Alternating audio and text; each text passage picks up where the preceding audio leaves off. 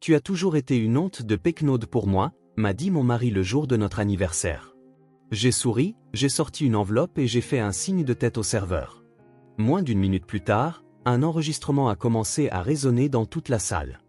Il s'est figé, sa coupe de champagne à la main. Avant de commencer l'histoire, n'oubliez pas de laisser un like et de vous abonner à la chaîne pour voir plus d'histoires comme celle-ci. Le restaurant Le Fer à Cheval Doré bourdonnait du brouhaha des clients, mais notre coin était tombé dans le silence. Justin Smith, mon mari depuis 25 ans, tenait sa coupe de champagne et me regardait comme s'il me voyait pour la première fois. Son visage bien soigné, habituellement rougeau du confort que procure la richesse, était devenu blême. « Qu'est-ce que c'est que cet enregistrement, Stacy ?» a-t-il murmuré. J'ai simplement élargi mon sourire. « Écoute, chérie. C'est mon cadeau pour nos noces d'argent. » Des haut-parleurs s'est élevé sa propre voix, enregistrée 3 jours plus tôt dans son bureau, alors qu'il pensait s'entretenir en privé avec son avocat, Oliver. « Oliver, je dois me débarrasser de cette Pecknold au plus vite. J'ai toléré ses manières grossières et ses parents de la campagne pendant 25 ans. Oui, je sais que l'entreprise est enregistrée à son nom, mais tu es avocat. Trouve quelque chose. Falsifie les documents, je m'en fiche. Assure-toi juste qu'elle se retrouve sans rien. Ensuite, je pourrai enfin épouser Betty. Au moins, elle sait quelle fourchette utiliser pour le poisson. » Justine a laissé tomber son verre. Le cristal s'est brisé contre le sol en marbre, et Gwen, une serveuse d'une vingtaine d'années avec un chignon impeccable, s'est précipitée avec une pelle et une balayette. « Ce n'est rien, je vais nettoyer », a-t-elle chuchoté. Mais je l'ai arrêtée d'un geste. « Laissez. C'est symbolique. Un verre brisé pour un anniversaire brisé. » Les clients des tables voisines ont commencé à se tourner vers nous. J'en ai reconnu beaucoup, les partenaires commerciaux de Justine, ses copains du club de golf, quelques fonctionnaires de la mairie. L'enregistrement a continué, tu n'imagines pas, Oliver, à quel point j'en ai marre d'elle. Toujours à faire des tartes et des confitures comme si on vivait à la ferme. Et son obsession de mettre de l'argent de côté pour les mauvais jours? Ridicule. J'ai des comptes dans 3 banques, et elle fourre encore de l'argent dans des enveloppes. Arrête ça tout de suite, a sifflé Justine en me saisissant le bras. Mais je me suis calmement dégagé et j'ai secoué la tête. Oh non, chérie. Laisse tout le monde entendre ce que tu penses vraiment de moi et ce que tu préparais pour l'épouse qui t'a sorti de la pauvreté et a fait de toi ce que tu es. C'est à ce moment-là que Betty est entrée. La femme même pour qui mon mari prévoyait de me quitter. Une bombe de 25 ans dans une robe rouge moulante, avec de faux cils et des lèvres botoxées. Elle travaillait comme manager dans notre entreprise, ou plutôt ma société, comme je l'avais récemment découvert dans des documents trouvés dans le coffre-fort de Justine. « Chérie, qu'est-ce qui se passe ?» a-t-elle roucoulé en s'approchant de notre table. « Ah, Betty, quel timing parfait. Prends un siège. Écoute ce que ton amant pense vraiment de moi. » L'enregistrement atteignait la partie la plus croustillante, Betty a été maligne de suggérer de vérifier les vieux papiers. Il s'avère que lorsque Stacy et moi avons créé l'entreprise, elle a insisté pour tout mettre à son nom. Elle disait que ce serait plus sûr, que le fisc était plus clément avec les femmes entrepreneurs. Comme un idiot, j'ai accepté. Mais ce n'est pas grave, Oliver va arranger ça. N'est-ce pas, mon pote? Tu ferais n'importe quoi pour le bon prix. Betty est devenue pâle et a commencé à reculer. Je dois y aller, a-t-elle marmonné. Mais je l'ai arrêtée. Tu pars déjà, ma chère? La fête ne fait que commencer. D'ailleurs, sais-tu ce que Justine dit de toi à ses amis? Non? Alors écoute la suite. La partie suivante de l'enregistrement provenait d'une autre conversation, Justine parlant au téléphone avec un ami. Ouais, Betty est géniale au lit, sans aucun doute. Mais l'épouser? Allons, Léon. C'est une écervelée. Une jolie poupée, rien de plus. Je m'amuserai 1 an ou 2, puis je trouverai quelqu'un de plus sérieux. Peut-être la fille d'un politicien, quelqu'un qui pourrait t'aider pour les affaires. Betty a sangloté et s'est enfuie de la salle, le claquement de ses talons résonnant sur le sol. Quelques clients ont ricané. Justine s'est levée, le visage cramoisi de rage. « Tu vas me le payer, Stacy. Tu te crois si maligne? Je vais te détruire. » Il a levé la main, mais un serveur, un homme robuste d'une 30aine d'années, s'est interposé. « Excusez-moi, monsieur, mais je vais devoir vous demander de quitter les lieux. Nous ne tolérons pas les comportements agressifs. » « Vous savez qui je suis ?» a hurlé Justine. « Je possède une entreprise de construction. Je pourrais acheter cet endroit et le raser. » C'est alors que j'ai souri à nouveau et sorti un dossier de documents de mon sac à main. En fait, chérie, l'entreprise s'appelle Stacy Construction, et la propriétaire, c'est moi. Voici tous les documents. N'hésite pas à vérifier. Quant à toi, tu n'es qu'un directeur salarié. Ou plutôt, tu l'étais, à compter d'aujourd'hui. Justine a arraché le dossier et a commencé à feuilleter les papiers avec fébrilité, les mains tremblantes. C'est un faux, tu as falsifié quelque chose. Mais j'ai secoué la tête. Non, mon cœur. Ce sont les originaux. Tu te souviens, il y a 20 ans, quand tu m'as supplié de vendre la maison de ma grand-mère au village pour investir dans l'entreprise. J'ai accepté, mais à la seule condition que tout soit enregistré à mon nom. Tu avais ri à l'époque en disant, quelle importance, nous sommes une famille. Sauf qu'il s'avère que la famille ne signifiait rien pour toi. Une femme d'une 50aine d'années s'est approchée de notre table. Miranda, notre directrice comptable. Elle portait un tailleur noir strict et ses cheveux argentés étaient impeccablement coiffés. Stacy, tout est prêt. L'ordonnance vous nommant PDG est déjà en vigueur, et je finaliserai le licenciement de Justine lundi, comme vous l'avez demandé. Justine l'a dévisagé comme s'il avait vu un fantôme. Toi, tu es dans le coup avec elle. Miranda a ajusté ses lunettes et a répondu froidement, je travaille pour l'entreprise, pas pour vous personnellement, Justine. J'ai toujours su qui était la vraie propriétaire. Stacy a été le cerveau de cette entreprise pendant que vous jouiez au golf et vous amusiez avec vos secrétaires. À ce moment, mes parents du village, ce même village que mon mari méprisait tant, sont entrés dans la salle. D'abord, tante Tiffany, une femme forte de 70 ans dans une élégante robe bleue. Derrière elle, mes cousines, Cheryl et Nancy, toutes de la trentaine, vêtues de robes de soirée élégantes. Stacy, ma chérie, joyeux anniversaire, a dit tante Tiffany en me serrant dans ses bras, ignorant complètement Justine. Quand nous avons entendu que tu allais enfin remettre ce scélérat à sa place, nous sommes venus directement pour te soutenir. Des pecnos, a sifflé Justine. À cause de vous, Stacy est devenue aussi peu éduquée. Cheryl, une grande blonde à la posture parfaite, s'est avancée. En fait, Justine, j'ai un doctorat en économie et j'enseigne à l'université. Et Nancy, ici présente, est médecin-chef à l'hôpital régional. Nous sommes donc plutôt bien éduqués, contrairement à toi qui n'as fini qu'une école professionnelle. N'est-ce pas? Justine a ouvert la bouche, puis l'a refermée, comme un poisson hors de l'eau.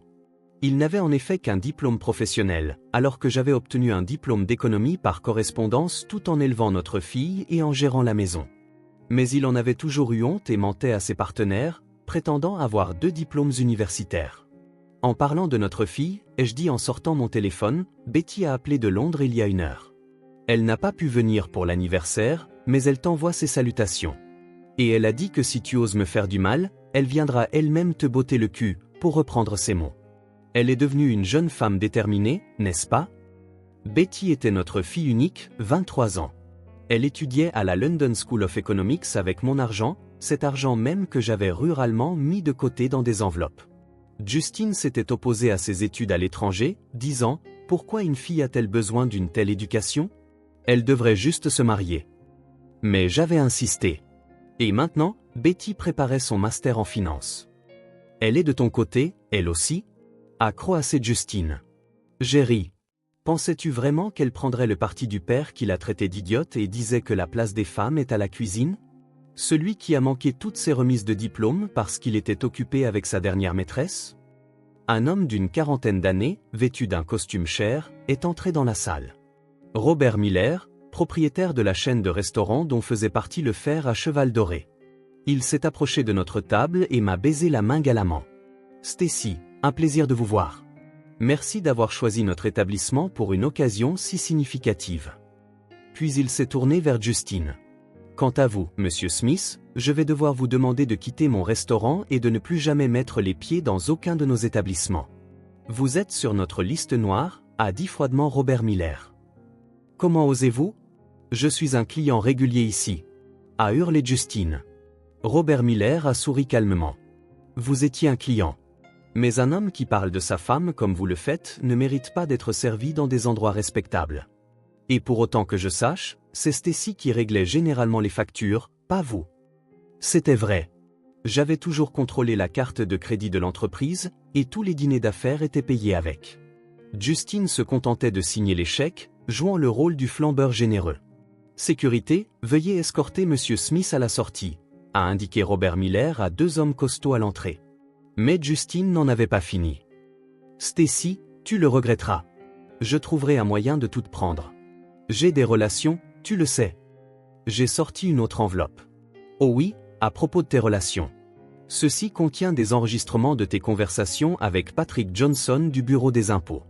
Tu te souviens comment tu lui as offert un pot de vin pour qu'il audite nos concurrents, et comment tu t'es vanté de l'avoir déjà fait plusieurs fois? Justine est devenue encore plus pâle, si c'était possible. Tu m'enregistrais.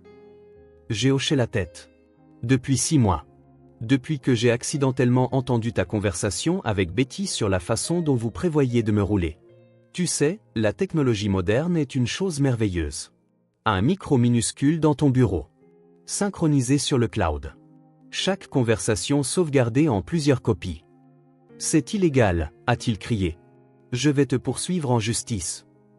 Une jeune femme d'une trentaine d'années en tailleur strict s'est avancée.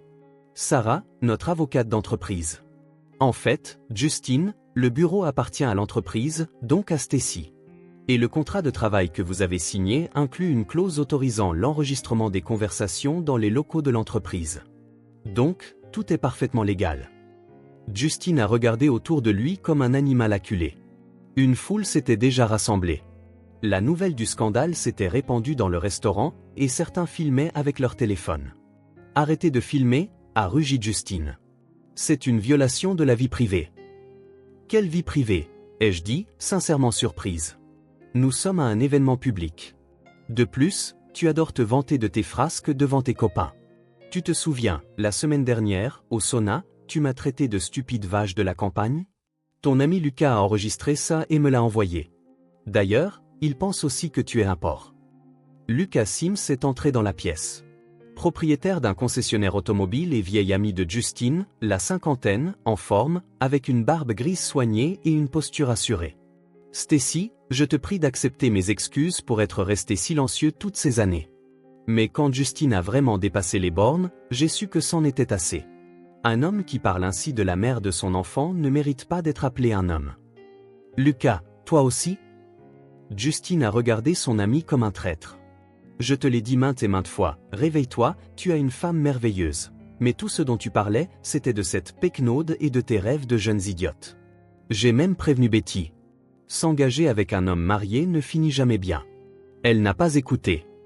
À ce moment, une femme élégante d'une 60aine d'années s'est approchée. Rachel, la mère de Justine, vêtue d'une robe noire, d'un collier de perles, et ses cheveux gris coiffés en un chignon élégant. Mon fils, est-ce vrai? As-tu vraiment dit ces choses sur Stacy? Justine a hésité. Maman, tu ne comprends pas. Je comprends parfaitement, l'a coupé Rachel. Stacy t'a sorti du pétrin où tu étais après l'école professionnelle. Elle t'a donné de l'argent pour démarrer une entreprise, a donné naissance à ta magnifique fille et a créé un foyer chaleureux. Et toi, salaud ingrat, tu oses la traiter de honte? Elle s'est approchée de son fils et lui a donné une gifle retentissante. La salle a eu un hoquet de surprise. Je ne t'ai pas élevé pour que tu sois comme ça, Justine. Ton père, que son âme repose en paix, se retournerait dans sa tombe s'il savait comment tu te comportes. Il disait toujours, une épouse doit être chérie. Elle est l'épine dorsale de la famille. Et regarde ce que tu fais. Rachel s'est tournée vers moi. Stacy, ma chérie, pardonne-moi. Je savais qu'il te faisait du mal, a dit doucement Rachel. Mais je pensais que tu t'en sortirais seul. Je ne voulais pas m'ingérer dans votre mariage. Mais j'aurais dû. J'aurais dû remettre cet idiot à sa place il y a longtemps. Elle m'a serré dans ses bras, et j'ai senti les larmes monter. Ma belle-mère avait toujours été bonne avec moi, contrairement à son propre fils. Maman, tu ne peux pas être de son côté, a hurlé Justine. Je suis ton fils. Rachel l'a regardé avec un mépris non dissimulé. Tu étais mon fils jusqu'à ce que tu commences à te comporter comme un porc fini. À partir d'aujourd'hui, tu n'es plus mon fils, et l'appartement que je comptais te laisser ira à Betty. Ma petite fille, au moins, c'est ce que signifie la gratitude. À cet instant, une jeune femme essoufflée d'environ 22 ans, modestement vêtue, a fait irruption dans la salle. C'était Lily, la sœur cadette de Betty. Elle ressemblait à sa sœur, mais sans les cils exagérés, les faux ongles ou les tenues vulgaires. Je suis désolée d'interrompre, Stacy, dit-elle, haletante, mais je ne peux plus me taire. Elle a sorti son téléphone et a lancé un enregistrement. Du haut-parleur est sortie la voix stridente de Betty. « Oh, cette vieille folle n'a aucune idée. Justine et moi sommes ensemble depuis 6 mois. Elle reste assise dans son bureau à brasser des papiers pendant que je travaille son mari. Il a promis de m'épouser et de me laisser tout son argent. L'entreprise est bien enregistrée à son nom, mais Justine dit que son avocat trouvera une solution, falsifiera une signature ou quelque chose comme ça. » J'ai regardé Lily avec gratitude. « Merci, ma chère. Je me doutais de quelque chose comme ça, mais je n'avais pas de preuves. » La jeune fille a rougi. « Je vous respecte, Stacy. Vous avez toujours été gentille avec moi, contrairement à... » Elle a jeté un regard rapide à Justine. « Certaines personnes. Ils m'humiliaient constamment. » « Reste à ta place, la femme de ménage, c'est tout ce qu'il me disait. »« Elle ment » a crié Justine. « Tout le monde ment. C'est un complot. » À ce moment, le DJ, un jeune homme avec des dreadlocks tenant un ordinateur portable, s'est approché du micro. « Désolé d'interrompre, mais j'ai trouvé quelque chose sur les réseaux sociaux. Voici sa publication d'il y a 3 jours sur Facebook. Sur le grand écran où étaient habituellement diffusés des clips musicaux, la page Facebook de Justine est apparue. Le message s'affichait en grosses lettres. « Bientôt, je serai débarrassé du fardeau d'une épouse Pecknold et je vivrai enfin libre. Betty a déjà choisi un appartement pour nous à Miami. » La salle a bourdonné. Quelqu'un avait déjà trouvé la page sur son téléphone. Le message était en effet accessible au public. Apparemment, Justine avait oublié ses paramètres de confidentialité ou était simplement trop confiant. « Supprimez ça immédiatement !» a-t-il hurlé. « C'est votre page » a haussé les épaules le DJ. « Supprimez-la vous-même. Quoique, c'est inutile, les captures d'écran se propagent déjà en ligne. » Je me suis levé de table et j'ai balayé la salle du regard. « Chers invités, merci d'être venus à nos noces d'argent avec Justine. Comme vous pouvez le voir, cette célébration a été inoubliable. Bien qu'il n'y ait plus vraiment rien à célébrer. Lundi, je demande le divorce. » J'ai marqué une pause. La salle est devenue silencieuse. En attendant, je vous en prie, joignez-vous tous à la table. Le repas est offert par la maison, je me suis arrangé avec Robert. Des applaudissements ont éclaté. Quelqu'un a crié « Bien joué, Stacy. Un mari comme ça, il faut le chasser à coups de balai. » Justine se tenait au milieu de la pièce, déconcertée et pitoyable. Son costume cher était froissé, sa cravate de travers, son visage couvert de plaques rouges. « Stacy, parlons. J'ai eu tort. Pardonne-moi. » Il a essayé de saisir ma main, mais l'un des gardes du corps, un grand type au visage de pierre, s'est avancé. « Ne touchez pas madame, » a-t-il dit sèchement. Justine a reculé. « Tu ne peux pas faire ça. Nous avons été ensemble tant d'années. » J'ai souri avec mépris, le regardant droit dans les yeux. « Ensemble ? Nous n'avons pas été ensemble depuis longtemps, Justine. Tu vivais ta vie, maîtresse, golf, beuverie avec tes copains. Et je vivais la mienne, élever notre fille, développer l'entreprise, aider ma famille. La seule chose qui nous liait était un tampon sur un passeport. Alors considère ça comme une faveur, je te libère pour ta nouvelle vie. » À cet instant, un homme d'une 50aine d'années en uniforme de colonel de police est entré dans la pièce. Derek Roosevelt, une vieille connaissance. « Stacy, j'ai reçu ton message. Ces enregistrements de corruption sont sérieux. J'ai bien peur que nous devions emmener Justine pour interrogatoire. » Justine a reculé. « Non, Stacy, tu ne peux pas. Je suis ton mari. » Mais j'ai simplement haussé les épaules. « Tu étais un mari, mais maintenant tu n'es qu'un citoyen qui a enfreint la loi. » Derek Roosevelt, il est tout à vous. Alors que la police lui passait les menottes, Justine a crié « Tu le regretteras, Stacy. Je sortirai et je te détruirai. Tu danseras sur mon air, idiote de la campagne. » Mais ces cris ont été couverts par la musique. Le DJ a lancé une chanson, et les invités ont commencé à danser. Je me suis affalé sur une chaise, ressentant un soulagement incroyable.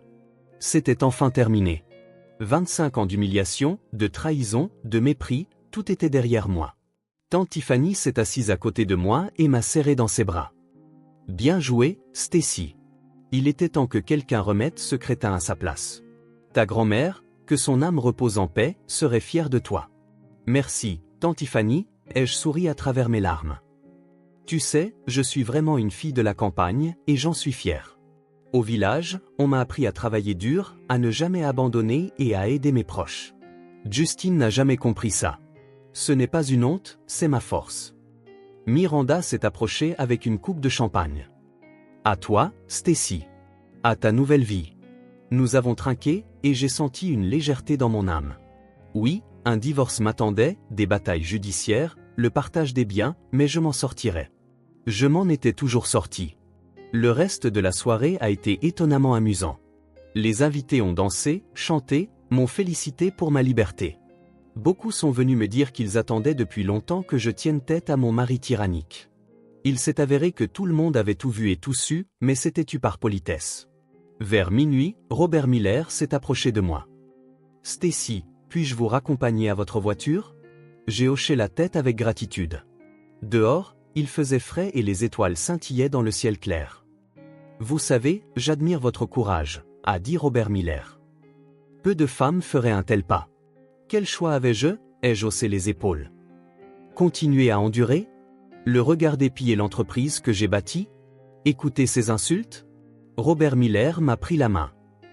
Vous avez fait ce qu'il fallait. Et sachez que si vous avez besoin d'aide, n'hésitez pas. J'ai de bons avocats qui peuvent vous aider pour le divorce. Je l'ai remercié et je suis monté dans la voiture. Le chauffeur, un jeune homme nommé Dima, m'a souri dans le rétroviseur. À la maison, Stacy? J'ai réfléchi un instant. La maison. Où est-ce? Un appartement où chaque coin me rappelle les années passées avec Justine? Non, Dima. Conduisez-moi au bureau. Je veux jeter un œil aux documents. Le bureau de Stacy 3 était dans un centre d'affaires moderne. Je suis monté au 15e étage et suis entré dans mon bureau. J'ai allumé la lumière et j'ai regardé autour de moi. Tout ici avait été arrangé avec amour. Des meubles confortables, des fleurs fraîches, des photos de ma fille sur le bureau. C'était mon royaume, construit de mes propres mains. J'ai ouvert le coffre-fort et j'ai sorti les documents de fondation. Oui, c'était correct. L'unique propriétaire de Stacy 3 était moi, Stacy Smith. Justine était listée comme directeur général, mais ce n'était qu'un titre qui pouvait être révoqué à tout moment. Et pendant tant d'années, je l'avais laissé prétendre être le patron. Le téléphone a sonné. Le nom de Betty est apparu à l'écran. J'ai souri et j'ai répondu. « Maman, comment ça s'est passé? Tu as tenu tête à papa ?» La voix de ma fille semblait inquiète. « Oui, ma chérie. Ça s'est même mieux passé que prévu. Ton père a montré son vrai visage. » Je lui ai brièvement raconté les événements de la soirée. « Maman, je suis si fière de toi. » s'est exclamée Betty. « Tu t'es enfin débarrassée de ce tyran. Tu sais, j'attendais que tu bouges depuis longtemps. Je me souviens, enfant, pleurer en entendant papa te crier dessus. Mon cœur s'est serré. Désolé, ma chérie. Je pensais que tu avais besoin d'une famille complète. Maman, mieux vaut une mère célibataire heureuse qu'une femme mariée malheureuse. Tu m'as appris à être forte, à ne pas abandonner, à atteindre mes objectifs. Et tu sais quoi? J'ai une surprise pour toi. J'ai soutenu ma thèse de master en avance et je rentre à la maison la semaine prochaine. Je vais t'aider avec l'entreprise. Je n'ai pas pu retenir mes larmes. Betty, ma chérie, mais tes projets de rester à Londres? Ma fille a ri. Les plans ont changé. Ma mère commence une nouvelle vie et je veux être à ses côtés. De plus, avec mon diplôme, nous pouvons porter Stacy 3 à l'international. Qu'en dis-tu? Je dis que je suis la mère la plus heureuse du monde, et je souris à travers mes larmes. Je t'attends, ma chérie. Ensemble, nous déplacerons des montagnes. Nous nous sommes dit au revoir et je me suis adossé à mon fauteuil. Dehors, les lumières de la ville nocturne scintillaient. Quelque part là-bas, au poste de police, Justine était probablement assis et me maudissait. Ou peut-être avait-il déjà été libéré sous caution et planifiait sa vengeance. Mais je m'en fichais. Je n'avais plus peur de ces menaces. J'avais une entreprise, des employés fidèles, une fille aimante, le soutien de ma famille, et surtout, j'avais une force intérieure qu'aucune humiliation ne pouvait briser. La ténacité d'une fille de la campagne, il s'avère que c'est une chose puissante. Le lendemain, je me suis réveillé à l'hôtel. Je ne voulais pas retourner dans l'appartement où j'avais vécu avec Justine. J'ai pris mon petit déjeuner dans ma chambre et je me suis dirigé vers le bureau. J'ai été accueilli par Sarah, notre avocate. Stacy, j'ai des nouvelles.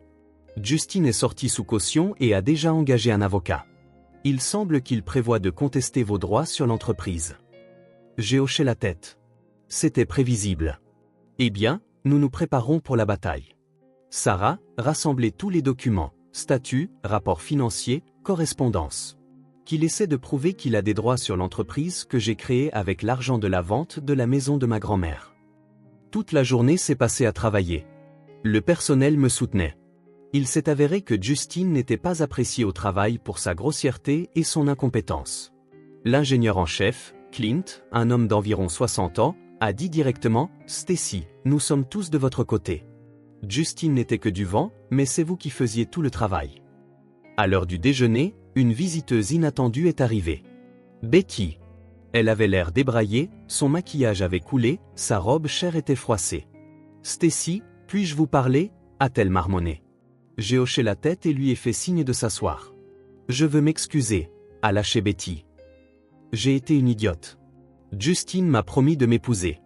Il a dit qu'il ne vous aimait plus depuis longtemps. » Et tu l'as cru ? L'ai-je regardé sans colère, plutôt avec pitié. « Ma chérie, Justine a promis d'épouser chacune de ses maîtresses au cours des 20 dernières années. Tu penses que tu es la première ou la 10e ? » Betty a reniflé. Je l'aimais vraiment. Je pensais qu'il m'aimait aussi. Justine n'aime que lui-même, ai-je coupé. Et l'argent. Tu n'étais qu'un jouet, un divertissement pour lui. Au moment où une nouvelle jeune idiote serait apparue, il t'aurait largué sans regret. Betty a éclaté en sanglots. Qu'est-ce que je vais faire maintenant ? Il m'a viré ce matin.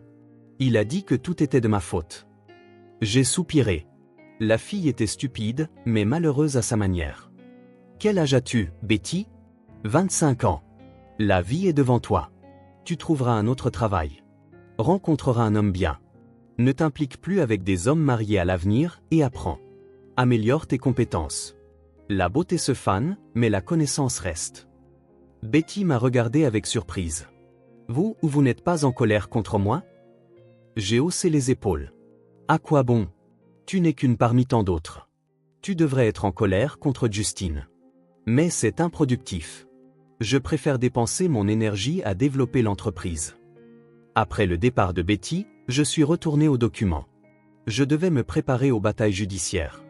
Justine essaierait sûrement de réclamer une partie de l'entreprise, arguant qu'il y avait travaillé dur, mais j'avais le dessus. Toute la comptabilité prouvait qu'il avait dépensé plus qu'il n'avait gagné. Le soir, Rachel a appelé. Ma belle-mère. Stacy, comment vas-tu ? J'ai appelé Justine toute la matinée. Il ne répond pas. J'ai expliqué prudemment que Justine était probablement occupée avec son avocat. Ce bon à rien, a soupiré Rachel. Je suis allé chez le notaire et j'ai changé le testament. L'appartement ira à Betty et Justine n'aura rien. Rachel, ne soyez pas si radicale, ai-je commencé, mais elle m'a interrompu. Il le faut, Stacy. Il le faut. Il a montré son vrai visage. Un homme qui trahit sa femme trahira aussi sa mère. Mieux vaut que j'aide ma petite fille. Au moins, elle sera reconnaissante. Le lendemain, la vraie guerre a commencé. L'avocat de Justine, un jeune homme ambitieux nommé Jackson, s'est activé. Il a prétendu que mes conversations enregistrées étaient illégales, que Justine avait droit à la moitié de l'entreprise en tant qu'époux et que son licenciement en tant que PDG était illégal. Mais notre Sarah était coriace. Elle a présenté le contrat de mariage que Justine et moi avions signé il y a 20 ans et qu'il avait commodément oublié. Selon l'accord, tous les biens acquis avec les fonds prénuptiaux de l'un ou l'autre des époux restaient des biens personnels, et l'entreprise avait été créée avec mon argent provenant de la vente de la maison de ma grand-mère. C'est un faux, a déclaré Justine lors de l'audience préliminaire. Mais la juge, une femme aux cheveux gris d'environ 60 ans, l'a regardé sévèrement par-dessus ses lunettes. Monsieur Smith, le document est notarié et il y a une copie dans les archives. Je vous conseille de ne pas faire d'accusations sans fondement. Le processus s'annonçait long, mais j'étais prête. Chaque jour apportait de nouvelles découvertes. Il s'est avéré que Justine avait détourné de l'argent de l'entreprise vers ses comptes personnels pendant des années, le déguisant en dépenses professionnelles. Miranda, notre directrice comptable, a fourni tous les documents. Stacy, ces montants sont énormes, a-t-elle dit en me montrant le rapport. Au cours des 5 dernières années, Justine a dépensé plus de 10 millions pour ses besoins personnels, restaurants, cadeaux pour ses maîtresses, voyages, et dans les rapports, tout cela apparaissait comme des réunions d'affaires. J'ai juste secoué la tête. 10 millions. De l'argent qui aurait pu être investi dans le développement, de nouveaux équipements, des primes pour les employés, mais qui est allé au caprice de mon mari. Miranda, préparait une demande de dommages et intérêts. Qu'il rende ce qu'il a volé. Une semaine plus tard, Betty est arrivée de Londres. Je l'ai accueillie à l'aéroport, nerveuse comme une jeune fille. Quand elle est sortie de la zone des arrivées, grande, mince, avec mes yeux bruns et mon menton volontaire, j'ai à peine retenu mes larmes. Maman! Elle s'est jetée à mon cou et nous nous sommes étreintes. Sur le chemin du retour, dans le nouvel appartement que j'avais loué, ne voulant plus vivre dans l'ancien, Betty a parlé de ses projets. Maman, j'ai étudié le marché européen. Nous avons toutes les chances de nous internationaliser. La qualité de construction de Stacy's 3 est excellente. La réputation est bonne. Il nous suffit de nous présenter correctement. J'écoutais ma fille et je me sentais fier. Elle était devenue intelligente, déterminée, forte, contrairement à son père qui avait passé sa vie à parasiter les réussites des autres. Betty, je suis si heureuse que tu sois avec moi. Ensemble, nous surmonterons toutes les difficultés. Le lendemain, Betty est venue au bureau et s'est immédiatement mise au travail. Le personnel l'a accueillie chaleureusement. Il se souvenait d'elle comme de la petite fille que j'amenais parfois avec moi. Maintenant, elle revenait en tant que spécialiste qualifiée, prête à appliquer ses connaissances. Pendant ce temps, Justin perdait position après position. Il s'est avéré qu'il avait des dettes auprès de plusieurs banques. Il avait contracté des prêts pour ses projets ratés. La maison qu'il considérait comme sienne était enregistrée à mon nom. Les voitures aussi. Même l'adhésion au club de golf était payée par la carte de l'entreprise. Stacy, c'est inacceptable. Il a essayé de m'appeler 10 fois par jour. Je me retrouve sans rien. Où suis-je censé vivre? Mais je ne répondais pas. Qu'il gère ses propres problèmes. Je les avais résolus pour lui pendant 25 ans. Assez. Lily, la sœur de Betty, a continué à travailler pour nous comme femme de ménage. Un jour, elle s'est approchée de moi. Stacy, puis-je vous demander quelque chose? Est-ce que vous payez vraiment mes études à l'Institut du soir? J'ai souri. Bien sûr, Lily. Tu es une fille bonne et travailleuse. Ce serait dommage de garder un tel talent comme femme de ménage. Étudie, et plus tard, nous te transférerons à la comptabilité. Elle s'est mise à pleurer. Merci. Vous ne savez pas à quel point cela signifie pour moi. Becky a toujours dit que j'étais stupide et bonne à rien, mais vous avez cru en moi. Je l'ai serrée dans mes bras. N'écoute pas ta sœur. Chacun a son propre chemin. L'important est de travailler dur et de ne jamais abandonner. Le procès en divorce était prévu un mois plus tard. Entre-temps, beaucoup de choses se sont passées. D'abord, Patrick Johnson du Bureau des impôts a été arrêté pour corruption. Mes enregistrements ont joué un rôle. Justin était témoin dans l'affaire, mais tout le monde a compris que c'était lui qui donnait les pots de vin. Deuxièmement, il a été révélé que mon mari devait de l'argent à plusieurs autorités criminelles. Il avait emprunté de l'argent pour ses escroqueries et n'avait jamais remboursé. Maintenant, ces hommes le cherchaient dans toute la ville. Justin se cachait, passant d'un appartement à l'autre. Troisièmement, Betty a trouvé un nouveau riche amant et est partie avec lui pour les Émirats. Avant de partir, elle m'a envoyé un message. « Stacy, tu avais raison. J'étais une idiote, mais j'apprends de mes erreurs. Merci pour la leçon. » Eh bien, peut-être que la fille deviendra vraiment plus sage. Pendant ce temps, Betty a lancé une campagne active dans l'entreprise.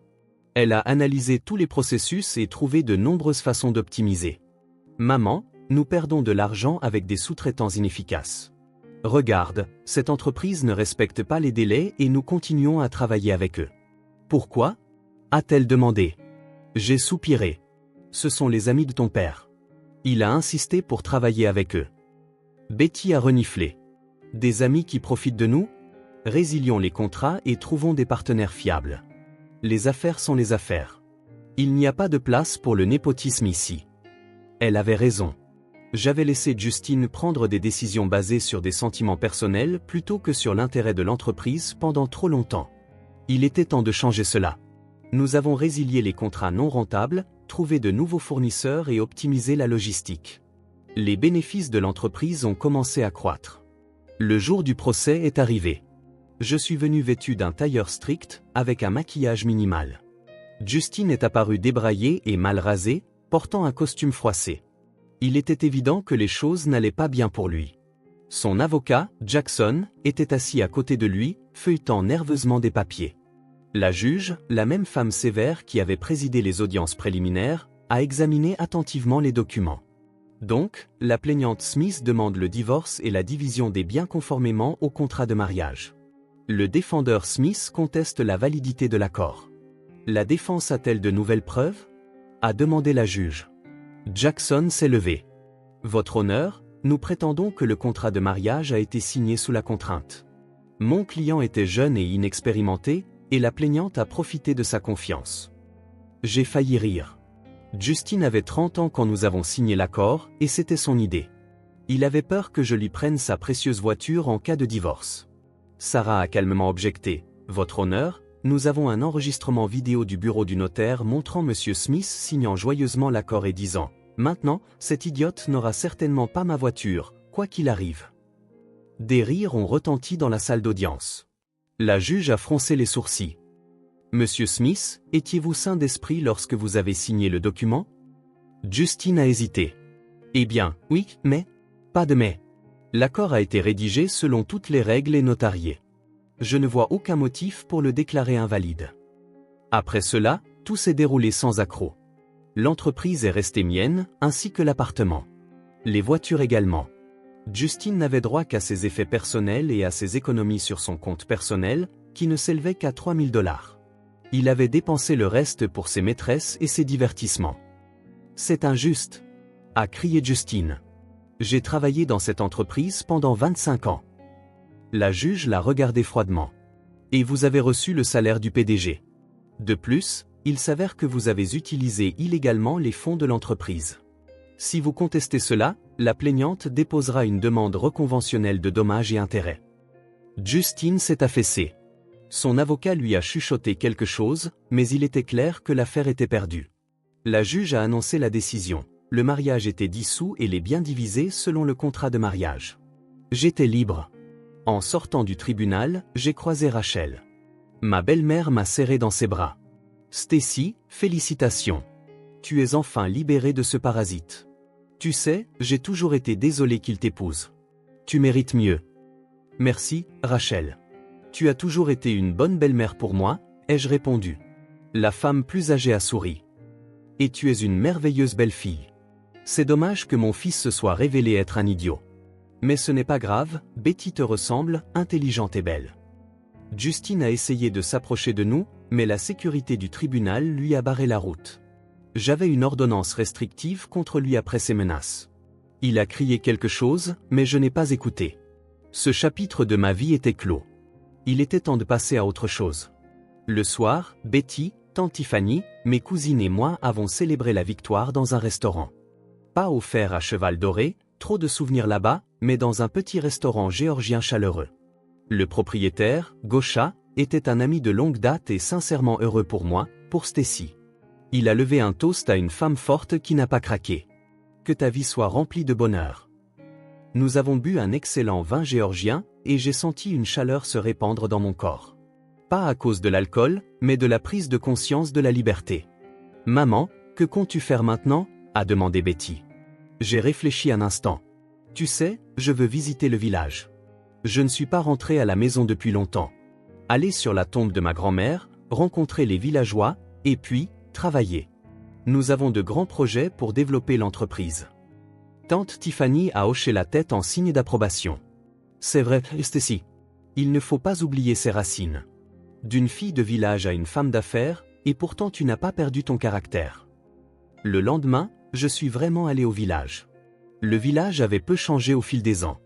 Les mêmes clôtures tordues, les mêmes grands-mères sur les bancs, la même route poussiéreuse. Mais pour moi, c'était l'endroit le plus familier du monde. Je suis allé au cimetière, sur la tombe de ma grand-mère, et j'ai déposé des fleurs, de simples marguerites sauvages, celles qu'elle aimait tant. « Bonjour, grand-mère. C'est moi. Désolé de ne pas venir souvent. La vie est devenue mouvementée. » Je lui ai tout raconté, le divorce, la trahison de Justin, mes projets pour l'avenir. Le vent bruissait dans les feuilles des vieux bouleaux, et il me semblait que grand-mère m'écoutait et approuvait. Elle disait toujours, « Stacy, tu es forte. Ne laisse personne te faire du mal. Si un homme te blesse, mets-le à la porte. Tu t'en sortiras seul. » À l'époque, je riais, mais maintenant je comprenais qu'elle avait raison. Au village, j'ai été accueilli comme une héroïne. La nouvelle de la façon dont j'avais remis le citadin à sa place s'était déjà répandue. Les femmes poussaient des exclamations admiratives et les hommes hochaient la tête en signe d'approbation. « Bien joué, Stacy », a dit tante Mindy, l'amie de ma grand-mère. « Tu as fait ce qu'il fallait. Il ne faut pas laisser ces salauds s'en tirer. » Je suis resté une journée, j'ai aidé tante Tiffany au jardin et j'ai parlé avec les jeunes des opportunités d'emploi en ville. Beaucoup voulaient partir mais ne savaient pas par où commencer. « Venez à mon bureau », ai-je dit. « Si vous voulez apprendre et travailler, je vous aiderai. Mais je ne tolérerai pas les tirs au flanc. » Le soir, assise sur le porche de la maison de tante Tiffany, autrefois celle de ma grand-mère, je regardais le coucher de soleil et je pensais à la vie. J'avais passé 25 ans avec un homme qui me méprisait pour mes origines. Mais c'était exactement cette ténacité de villageoise qui m'avait aidé à tenir bon et à gagner. Le téléphone a sonné. « Maman, écoute. Tu te souviens de l'entreprise Stroh West qui voulait coopérer avec nous? Ils sont prêts à signer un contrat pour construire un complexe résidentiel entier. C'est un projet énorme. » J'ai souri. « Super, mon rayon de soleil. Je serai de retour demain et nous nous mettrons au travail. » La vie a continué sans Justine. Elle est devenue plus facile, plus heureuse et plus productive. Je ne perdais plus d'énergie à aplanir les conflits, à couvrir ses erreurs ou à endurer les humiliations. Toute mon énergie était consacrée au développement de l'entreprise et à l'éducation de ma fille. Bien que Betty fût déjà grande, elle avait encore besoin du soutien de sa mère. Un mois après le divorce, un visiteur inattendu est venu à mon bureau. Oliver, l'avocat même que Justine avait tenté d'impliquer dans ses affaires louches. Le jeune homme, d'environ 30 ans, avait l'air embarrassé. « Stacy, je suis venu m'excuser et vous avertir. »« Je vous écoute, Oliver. »« Stacy, j'ai refusé d'aider votre ex-mari dans ses combines, mais il a trouvé un autre avocat, moins scrupuleux. Il prépare quelque chose de méchant. » J'ai froncé les sourcils. « Quoi exactement ?» Oliver a hésité. « Je ne sais pas avec certitude, mais j'ai entendu dire qu'ils allaient vous accuser d'évasion fiscale. Justine prétend connaître certaines combines grises dans l'entreprise. » J'ai ri. « Des combines grises ? Il confond ça avec les arnaques qu'il a lui-même tenté de monter. Notre comptabilité est impeccable. » Oliver a semblé soulagé. « C'est ce que je pensais. Vous m'avez toujours semblé être une personne honnête, contrairement à... » Il n'a pas terminé sa phrase, mais j'ai compris. « Merci pour l'avertissement, Oliver. D'ailleurs, si vous cherchez un emploi, nous avons justement besoin d'un avocat d'entreprise. Sarah part en congé de maternité. » L'homme a été surpris. « Vous m'offrez un emploi après ? Vous avez refusé de participer à ces combines, ai-je haussé les épaules. Cela montre votre intégrité. Et les bons avocats avec des principes sont difficiles à trouver. » Ainsi, un nouvel employé a rejoint notre équipe. Oliver s'est avéré être un excellent spécialiste et a aidé à repousser toutes les attaques de Justine. Et il y a eu des attaques. Mon ex-mari a déposé des plaintes partout, essayant de trouver quoi que ce soit de compromettant. Mais nous étions préparés. Miranda tenait une comptabilité parfaite, Oliver répondait avec expertise à toutes les demandes, et Betty modernisait si bien les processus commerciaux qu'il n'y avait rien à redire. Les inspections sont venues et sont reparties les mains vides. Pendant ce temps, la situation de Justine s'est aggravée. Les créanciers réclamaient le remboursement des dettes, les anciens partenaires se détournaient, et les nouvelles maîtresses étaient effrayées par le manque d'argent. J'ai appris par des connaissances communes qu'il vivait dans un studio avec un ami et essayait de trouver un emploi. « Tu imagines ?» me racontait Lucas Sims lors d'un dîner. Il est venu postuler pour un poste de manager chez nous. Nous nous voyons de temps en temps, il était resté un bon ami. Je lui ai dit, « Justine, tu es fou? Après tout ce que tu as fait ?» Et il a dit, « Je suis un manager expérimenté. » Expérimenté en quoi? En détournement de fonds? Oui, pour ça, c'est à mettre. J'ai juste secoué la tête. L'orgueil de Justine ne lui permettait pas d'admettre sa défaite et de recommencer. Il se considérait toujours comme le grand patron, même si plus personne ne le prenait au sérieux. Les anciens partenaires l'évitaient comme la peste. Qui a besoin d'un partenaire qui a trahi sa femme et tenté de voler l'entreprise? Pendant ce temps, Stacy Stroh prospérait. Le contrat avec Stroh West nous a ouvert les portes de nouveaux clients. Nous avons élargi le personnel et embauché de jeunes spécialistes. Beaucoup d'entre eux venaient du village et des villages environnants, comme je l'avais promis. Ils travaillaient avec enthousiasme, sachant qu'ils étaient appréciés non pas pour leur relation, mais pour leur travail. Lily, la sœur de Betty, étudiait avec succès et aidait déjà à la comptabilité. Elle s'était épanouie, passant d'une femme de ménage timide à une jeune femme confiante. « Stacy, je vous suis si reconnaissante. Vous avez changé ma vie, disait-elle. »« Tu as changé ta propre vie, ai-je répondu. Je ne t'ai donné que l'opportunité. » Pour la fête du Nouvel An, nous avons loué un restaurant entier. Les employés se sont amusés, se sont félicités et ont fait des projets pour l'avenir. J'étais assise en bout de table, à côté de Betty, et je me sentais vraiment heureuse. Autour de moi se trouvaient des gens qui me respectaient. Le travail que j'aimais, la fille dont j'étais fière. Clint, l'ingénieur en chef, a levé un toast à Stacy. À la femme qui a prouvé que peu importe d'où l'on vient. Ce qui compte, c'est la personne que l'on est. À notre femme d'affaires de la campagne.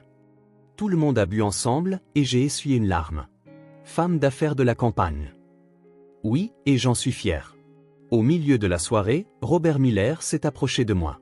« Stacy, puis-je vous parler un instant ?» Nous sommes sortis sur la terrasse. La neige tombait doucement et les lanternes projetaient une lumière chaleureuse. « Je voulais vous proposer une coopération commerciale », a commencé Robert Miller. « Je prévois de construire un nouveau complexe de restaurants. J'ai besoin d'un entrepreneur fiable. » J'ai souri. Nous serions ravis de coopérer. Betty travaille justement sur les projets. Robert Miller a hoché la tête, puis a hésité. Aussi, Stacy, ce n'est peut-être pas le bon moment, mais accepteriez-vous de dîner avec moi? Pas pour les affaires, juste un dîner. J'ai été surprise. Après le divorce, quelques hommes avaient essayé de me courtiser, mais j'étais trop occupé par le travail et n'y avais pas prêté attention. Et Robert Miller était un homme agréable, prospère et bien élevé.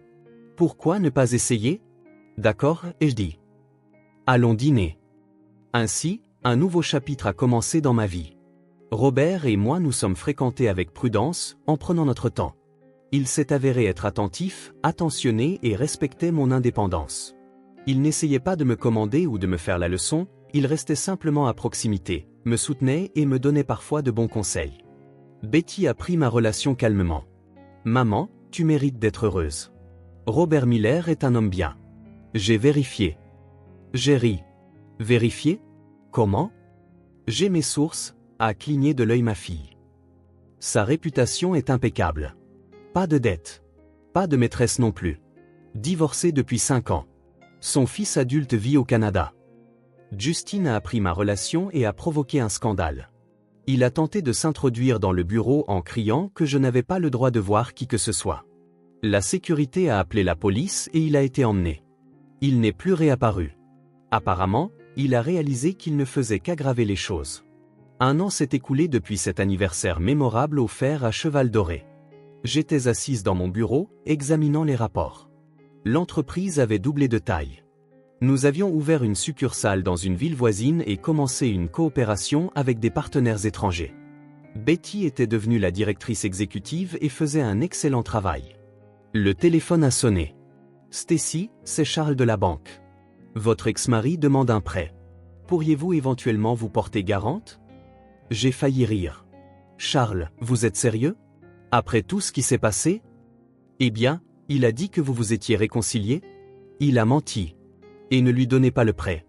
Il ne le remboursera pas. » Après avoir raccroché, j'ai pensé que Justine était tombée si bas qu'il mentait au banquier sur une fausse réconciliation. Avais-je pitié de lui? Non. Il avait choisi sa propre voie. Il avait trahi quelqu'un qu'il aimait, le soutenait et lui avait créé les conditions d'une belle vie, et il a eu ce qu'il méritait. Ce soir-là, Robert et moi dînions dans son restaurant. Il cuisinait lui-même.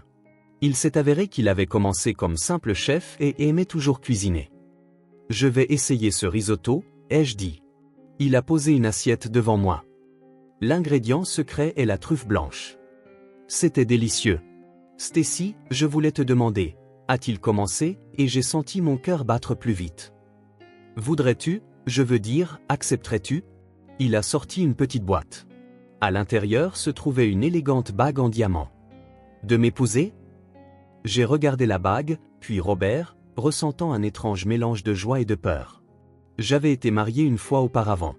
Et comment cela s'était-il terminé? Mais Robert n'était pas Justine. Il ne m'avait jamais traité de pecnaude. Jamais eu honte de mes parents. Jamais essayé de s'attribuer le mérite de mon travail. Robert, je dois y réfléchir, ai-je dit honnêtement. Il a hoché la tête. Bien sûr, je comprends. Sache juste que je t'aime entièrement, avec ton passé, ton village, ton entreprise. Tu es une femme incroyable et je veux être à tes côtés. Je suis rentré seul, disant que j'avais besoin de temps pour être seul avec mes pensées. À la maison, Betty a appelé et je lui ai parlé de la proposition. « Maman, est-ce que tu l'aimes » a demandé ma fille. J'ai réfléchi un instant. Je pense que oui. Il est gentil, fiable, me respecte. Alors, quel est le problème? J'ai peur de faire la même erreur. Betty a soupiré. Maman, tu ne peux pas passer toute ta vie à avoir peur à cause de papa. Robert Miller est une personne différente. Donne-toi une chance d'être heureuse. Tu le mérites. Ma fille était sage. À 24 ans, elle comprenait la vie mieux que beaucoup d'adultes. Le lendemain, j'ai appelé Robert. Ma réponse est oui. Il est arrivé moins d'une demi-heure plus tard avec un immense bouquet de roses. Stacy, tu as fait de moi l'homme le plus heureux du monde. Nous nous sommes étreints et j'ai senti que tout était juste. Une nouvelle vie, un nouvel amour, un nouveau bonheur. Nous avons décidé d'avoir un mariage modeste, seulement la famille proche. Mais il s'est avéré qu'il y avait pas mal de personnes proches, tous mes parents du village, les employés de l'entreprise, les amis. Robert n'y voyait pas d'inconvénient. Au contraire, il a dit qu'il était heureux de rencontrer ma grande famille. La cérémonie a eu lieu dans le restaurant de campagne de Robert. Tante Tiffany pleurait de bonheur. Betty était ma demoiselle d'honneur. Rachel aussi. Oui, j'ai invité mon ancienne belle-mère. Elle m'a félicité sincèrement. Voilà le bon homme, a-t-elle chuchoté. Pas comme mon bon à rien de fils. Justine, bien sûr, a appris le mariage et a tenté de provoquer un scandale, mais la sécurité ne l'a pas laissé approcher. On dit qu'il se tenait derrière la clôture, criant quelque chose, mais la musique couvrait ses cris. Puis il est parti et n'est plus jamais apparu. La dernière chose que j'ai entendue à son sujet, c'est qu'il avait trouvé un emploi de vendeur dans un concessionnaire automobile. Retour à la case départ. Et ma vie a continué et s'est améliorée de plus en plus. L'entreprise prospérait. Ma fille me comblait de joie avec ses succès. Mon mari, oui, maintenant un nouveau mari, m'entourait de soins et d'amour. Robert et moi avons acheté une maison à l'extérieur de la ville, non loin du village. Je pouvais visiter ma ville natale plus souvent. Un jour, en jardinant, j'ai commencé un potager, à la surprise de Robert. Je pensais au chemin que j'avais parcouru. Une fille de village qui a vendu la maison de sa grand-mère pour le mari de ses rêves. Une épouse dévouée qui a enduré l'humiliation. Une femme d'affaires qui a bâti un empire. Et enfin, une femme heureuse qui a trouvé le véritable amour. Stacy, viens dîner, a appelé Robert. J'arrive, ai-je répondu en essuyant la terre de mes mains. La maison sentait les tartes. J'avais appris à mon mari à les faire selon les recettes de ma grand-mère, et il aimait ça. Toute la famille était réunie à table. Betty était venue présenter son fiancé. Tante Tiffany était en visite. Alors, la honte du village, a plaisanté Betty. « Es-tu heureuse de ta vie ?» J'ai ri et j'ai serré ma fille dans mes bras. Tu sais, mon rayon de soleil, je suis fier d'être du village. Cela m'a appris à travailler dur, à ne pas abandonner et à apprécier les choses simples. Et si quelqu'un pense que c'est une honte, c'est son problème, pas le mien. Nous avons levé nos verres, moi avec du jus de baille, les autres avec du vin, et avons porté un toast à la vie. À la vie que nous construisons nous-mêmes, de nos propres mains, de nos propres efforts, de nos propres décisions. Au fait qu'il n'est jamais trop tard pour recommencer. À la force qui ne réside pas dans l'origine, mais dans le caractère. Et quelque part dans la ville, dans un studio loué, était assis un homme qui fut autrefois mon mari. Regardant des photos de la belle vie qu'il a perdue à cause de sa propre stupidité et de sa cupidité. Peut-être qu'il le regrettait. Ou peut-être qu'il blâmait encore la pecnaude pour tout. Je m'en fichais. J'avais ma propre vie. Réelle, honnête, heureuse. L'histoire s'est terminée, mais la vie continue. Chaque jour apporte de nouveaux défis, de nouvelles joies, de nouvelles découvertes. Je me réveille avec le sourire, j'embrasse mon mari bien-aimé, j'appelle ma fille, je vais au travail. Une vie ordinaire d'une femme ordinaire qui fut autrefois une honte de village, mais qui est devenue elle-même, forte, prospère, heureuse. Et vous savez quoi? Je ne changerai rien. Même ces 25 ans avec Justine étaient nécessaires. Ils m'ont endurci, m'ont appris à apprécier le bien, à distinguer le vrai du faux. Sans ce passé, je n'aurais pas ce présent. Et mon présent est merveilleux. C'est l'histoire de ne pas avoir honte de ses racines, de survivre à la trahison, du bonheur qui vient à ceux qui n'abandonnent pas, du fait que parfois, il faut remettre une personne grossière à sa place, publiquement et fermement. Et du fait que les filles de village savent aussi construire des empires commerciaux. La fin? Non, c'est juste le début. Le début d'une nouvelle vie réelle, sans masque, sans faux-semblant, sans humiliation. Une vie dans laquelle je ne suis pas la honte de quelqu'un, mais la maîtresse de mon propre destin. Et c'est merveilleux. Et si quelqu'un pense le contraire, eh bien, chacun son truc. Ne soyez simplement pas surpris quand une simple fille de village se révèle être plus intelligente, plus forte et plus prospère qu'un idiot de la ville. C'est la vie. Et je l'aime entièrement. Avec un passé de village et un présent de ville, avec des amis fidèles et des ennemis démasqués, avec des chutes et des ascensions. C'est ma vie, et j'en suis fier.